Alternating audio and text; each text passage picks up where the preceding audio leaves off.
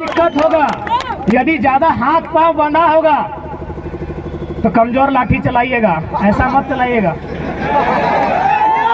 और ऐसा चलाइएगा तो घायल मत कीजिएगा। हमें घायल होने से डर लगता है, मार दीजिएगा, डर नहीं लगता है, मार दीजिएगा। सच बोलते हैं, ईमानदारी से बोल रहे हैं, डर नहीं लगता है। कहते हैं इंडियन रेवेन्यू सर्विस कहते हैं, इसका नाम था इंडियन सिविल सर्विस, यानी इंडियन सिविल सर्विस में इंडियन का ना हो, बाकी इंडियन पुलिस एक्ट में इंडियन से भर देना है। क्या काम होगा कि जब भी कोई किसान, जब भी कोई नौजवान, जब भी कोई छात्र आंदोलन करेगा, इन्हीं इंडियन पुलिस एक्ट 1861 के माध्यम से जो लोग पुलिस बने हैं, इनके हाथों में लाठी थमा के दम भर के पिटाना है। बुरा मत मानिए दरोगा जी, आज भी वही काम हो रहा है। आज भी बिल्कुल हमारे भाई लोग हैं। आज भी एक भाई वर्दी पहन के उधर खड़ा है, एक भाई तैयारी कर रहा है, एक भाई प्रोटेस्ट कर रहा है, एक भाई लाठी से पिट रहा है। जंगलों में जो नक्सली बने हैं ना, नक्सली कहते हैं सबका पैंट टाइट हो जाता है, लेकिन हम साफ कहते हैं, कभी सर्वे कीजिएगा, पता चलेगा एक भाई सीआरपीएफ में है, एक भाई एरिया कमांडर में है। पता कीजिएगा क्यों, किसके लिए? बस मुट्ठी भर लोगों के लिए, बस मुट्ठी भर लोगों के लिए देश का कानून है। यदि आपको यकीन नहीं हो रहा है तो सीट बेल्ट बांधिएगा, दाढ़ी साहब उड़ने वाले हैं। बस मुट्ठी भर लोगों के लिए कानून है इस देश में। आप क्या सोचते हैं हेमंत सोरेन कानून बना देंगे आपके लिए? आपकी जानकारी के लिए बता दें, हाल फिलहाल उनकी एक बहन का शादी हुआ है, टाटा ने 80 लाख खर्चा किया है। क्या लगता है आपके लिए कानून बना देंगे? और मोदी साहब का कहिए मत, भले उनका अपना बेटा नहीं है, गोद लिया बेटा एगो दुगो है। क्या लगता है छात्रों, आपके लिए कानून बना देंगे? क्या आप साइरस मिस्त्री हैं? आप साइरस मिस्त्री हैं क्या? साइरस मिस्त्री का नाम जानते हैं? सीएमडी, टाटा के पूर्व सीएमडी थे। पहले उनकी मौत के लिए हम नमन करते हैं, श्रद्धांजलि देते हैं। जब उनकी मौत हुई तो सरकार ने देखा कि कैसे मौत हुई, बोला पीछे बैठा था, सीट बेल्ट नहीं बांधा था, पीछे बैठा था, सीट बेल्ट नहीं बांधा था। अगला दिन कानून बन गया कि आगे छोड़िए, अब पीछे भी सीट बेल्ट बांधना होगा। क्यों? क्योंकि मरने वाला साइरस मिस्त्री था। छात्र रोज मरते हैं। मेरे दो साथी 2 दिन पहले मारे गए, आज तक हम उबर नहीं पाए। और मेरे भाषण से तो आपको लगता है कि गुर्राने वाला टाइगर आई थोड़ा सा उस रूप में तो नहीं है।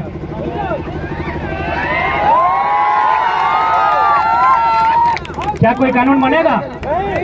उनकी घटना हुई है एनएच में, क्या एनएच कोई कानून बनेगा? क्या वहाँ बैरियर लगेगा? नहीं लगेगा, क्योंकि कॉर्पोरेट्स के ट्रैक्टर वहाँ दौड़ेगा।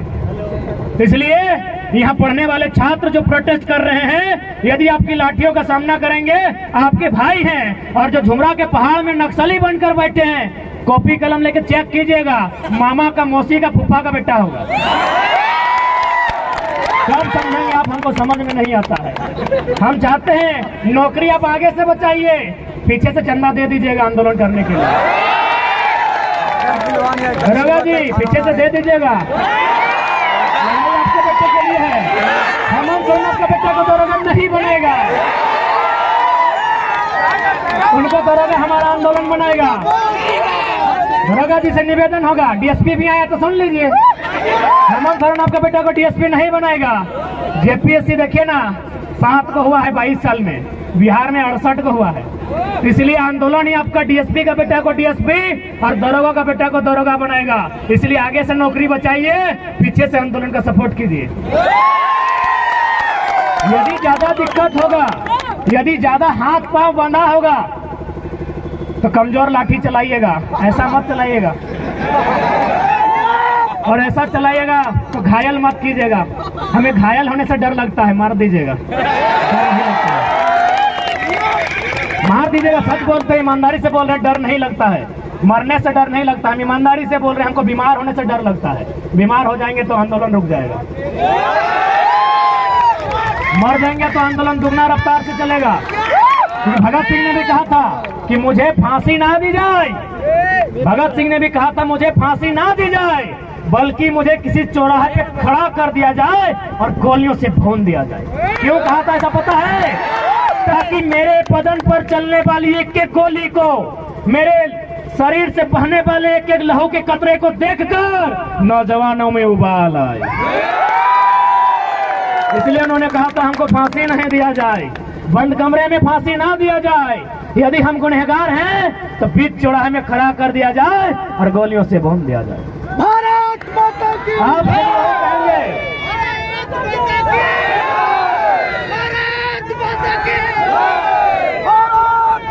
इसलिए आप सभी निवेदन करेंगे, आप ड्यूटी कीजिए, आपकी ड्यूटी का सम्मान करते हैं, हम लोग आंदोलन करते हैं, हमारे आंदोलन का भी कोऑपरेट कीजिए। ये तो कुछ नहीं मिलेगा, पैसा बटुआ में नहीं रखे हैं भैया। जितने भी पुलिस के भैया लोग आए सब तो बड़े हैं दादा साहब, पैसा बटुआ में नहीं रखे हैं, पैसा SBI में रखे हैं। किसका होने वाला है पता है ना? तो वही तो लड़ाई लड़ रहे हैं, छात्रों के लिए लड़ाई लड़ रहे हैं, किसानों की बात कर रहे हैं, काहे डिस्टर्ब कर रहे हैं? खैर डिस्टर्ब नहीं होंगे, डिस्टर्ब नहीं होंगे। यहाँ तो माननीय कोर्रा थाना के प्रभारी फोन किए थे, सिंदरी में 12 थाना का पुलिस खड़ी थी। सिंदरी गए थे आंदोलन करने के लिए, वहाँ के SDPO 12 थाना की पुलिस और 150 जवानों के साथ खड़ी थी। हमने एक ही लाइन कहा कि DSP साहब सामने आइए, अरेस्ट कर लीजिए, लेकिन उससे पहले एक लाइन बता दीजिए, ये जो जमीन आप खड़ा है गांधी मैदान से दुगना जमीन था जहां सभा हो रही थी, बोले ये जमीन हमारे पुरखों की है और इस कंपनी ने 2 रुपया डिसमिल लिया है। क्या आपका बाप का जमीन लिया है?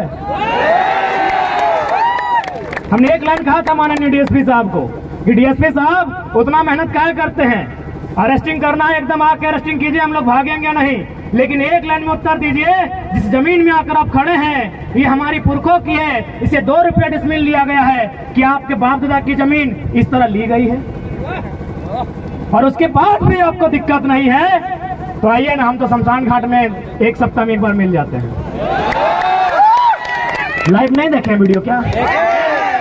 राजभवन से लोग देख रहे हैं, सही बोल रहे, राजभवन से देख रहे हैं, क्योंकि 29 तारीख को हम शमशान घाट में थे और विधेयक को वापस करता है कि एगो योद्धा तो घायल है। तो उन्हें पता नहीं कितना कितना योद्धा बन के तैयार है, उन्हें यह भी नहीं पता कि घायल शेर की सांसें उसकी दहाड़ से भी खतरनाक होती है। इसीलिए हमें परेशान ना किया जाए, हमारे हक अधिकार को हमें सामने रख दिया जाए। हम उस तक नहीं कहेंगे, लेकिन यदि हमारे हक अधिकार के बीच कोई टकराएगा, वो टकराने वाला कोई क्यों ना हो, हम वही राड़ माटी के राड़ लोग हैं जिन्होंने अंग्रेज के पेट में 1 नंबर करवा दिया था। इतिहास याद कीजिएगा, हुक्मरान में बैठे लोग 1757 में इंडियन भारत की सरजमी में बेटल प्लासी हुई थी, बंगाल के क्षेत्र में अंग्रेजों के सामने उठा के पटक दिए गए भारत के लोग। ठीक 7 साल बाद 1764 में बैटल ऑफ बक्सर होता है इसी बिहार में, फिर भारत के लोग अंग्रेज के द्वारा पटक दिए जाते हैं, लेकिन जैसे वो मानभूमि में आते हैं चुहार विद्रोह में उनको हम पैंट में 1 नंबर करा देते हैं। हम वही झारखंड के लोग हैं, हमारे अस्तित्व से नहीं टकराइएगा, हमें हमारा इतिहास मत याद दिलाइएगा। हम भी चाहते हैं वसुधैव कुटुंबकम, हम भी चाहते हैं जियो और जीने दो का सिद्धांत, हम भी चाहते हैं नदी नालों में, पर्वत पहाड़ों में, झील झरनों में प्रेम के गीत गाए युवा, नौकरियां करें, अपना घर बसाए। हम नहीं चाहते इनके हाथों में हथियार हो, हम नहीं चाहते हैं ये विद्रोही बने, हम नहीं चाहते ये बागी बने, लेकिन यदि ऐसा कुछ हुआ तो अगली सरकार झुमरा के पहाड़ में बनेगी। और बस इमेजिन कीजिए, बस कल्पना कीजिए कि यदि सरकार झुमरा के पहाड़ में बन गई तो रूह कांप उठेगी, रूह कांप उठेगी, सपने में यमराज आएंगे। पहले ही कह देते हैं हमें परेशान ना कीजिए, हमने किसी का क्या बिगाड़ा है, हमने अपने जीवन का 5 साल 10 साल 15 साल इन लॉजों में दिया है। अरे भाइयों की तो छोड़िए, हमारी बहनें, हमारे गांव की लड़कियां, वे भी अपने भाइयों के कंधे से कंधा मिलाकर अपने गांव की पगडंडियों को छोड़कर आई है बाप का सहारा बनने के लिए। कितने शर्म की बात है, आपके पास एक पॉलिसी नहीं है। यही एक केरल राज्य है, अगर आप उस राज्य में चले जाएं, उस राज्य के आंकड़े को उठाएं, तो आपको मिलेगा कि वहां की बहन यदि घर का त्याग करती है, वहां की बहन यदि घर छोड़कर बाहर जाती है, या तो मास्टर नहीं बनती है या तो डॉक्टर नहीं बनती है। लेकिन हमारे झारखंड में भाइयों की तो छोड़िए, बहनों की बात करते हैं, लड़कियों की, बालिकाओं की बात करते हैं, यदि वो घर छोड़ के जाती हैं, दिल्ली में नौकरानी बनती है। ये हम नहीं कह रहे हैं, ये आंकड़े कह रहे हैं। 7500 की 75,000 हम कंफर्म नहीं हो पा रहे हैं क्योंकि थोड़ा मेंटल डिस्टर्ब है। अगर 7500 ये तो मान के देखिए, हमारी 7500 बहनें दिल्ली में दाई का काम कर रही है। अभी उस राज्य में जहां कहीं कोयला, जहां कहीं सोना, जहां कहीं अभ्रक, कहीं यूरेनियम, कहीं तांबा, कहीं लोहा, उस राज्य में हमारी बहनें दिल्ली में नौकरानी का काम करती हैं। कितना शर्म की बात है राज्य सरकार के लिए, कितनी शर्म की बात है इन आईएएस के लिए, जिनको आईएएस नहीं गधा बोला जाए। आपके लिए पॉलिसी नहीं, आपके पास एक पॉलिसी नहीं है। और भी तो राज्य हैं, नागपुर में एक आईएएस अधिकारी रहते हैं, झारखंड के हैं। अरे ऐसा मत सोचिए कि हम लोग बच्चा है, बच्चा है, छोटा बच्चा जान समझ के ना टकराना रे। लेकिन बड़ा लोग भी हम लोग को टेलीफोन करता है। एक खनन अधिकारी हैं जो आईएएस हैं, रांची के हैं, उनका पोस्टिंग है नागपुर में। उन्होंने हमें टेलीग्राम में वो लेटर भेजा, उसमें शायद एनसीएल या कोई कंपनी है उड़ीसा में और तमिलनाडु में, वो माइनिंग का काम करती है। और माइनिंग सरदार तब लोग समझते हैं पॉलिटेक्निक के स्टूडेंट्स, पॉलिटेक्निक वाले ही माइनिंग सरदार बनते हैं ना। नहीं, हम लोग तो पीएचडी के हैं, हम लोग टेक्निक में गए नहीं, इसीलिए बताइएगा। माइनिंग सरदार की पोस्ट आई है, कहाँ? तमिलनाडु में और उड़ीसा में। क्या लिखा है पता है? कि वही माइनिंग सरदार बनेगा जो उड़ीसा में उड़िया भाषा का ज्ञान रखता हो और तमिलनाडु में तमिल भाषा का ज्ञान रखता हो। और यहाँ उससे कई ज्यादा माइनिंग सरदार के पोस्ट खाली हैं। तो यदि हम यहाँ की क्षेत्रीय भाषाओं में माइनिंग सरदार बनने की अहर्ता को रखते हैं, तो क्या कोई गुनाह है? क्या कोई पाप है? एक आईएएस अधिकारी ने लेटर भेजा है, यदि आप कहें तो हम लोग आपको फॉरवर्ड कर सकते हैं। मीडिया के लोग उनके सामने पेपर कटिंग दिखा सकते हैं। माइनिंग का काम करती है, माइनिंग सरदार का पोस्ट आया है उड़ीसा में और तमिलनाडु में। उड़ीसा में उड़िया भाषा चाहिए, तमिलनाडु में तमिल भाषा चाहिए। लेकिन झारखंड क्या है? झारखंड बाबा जी का ढाबा है।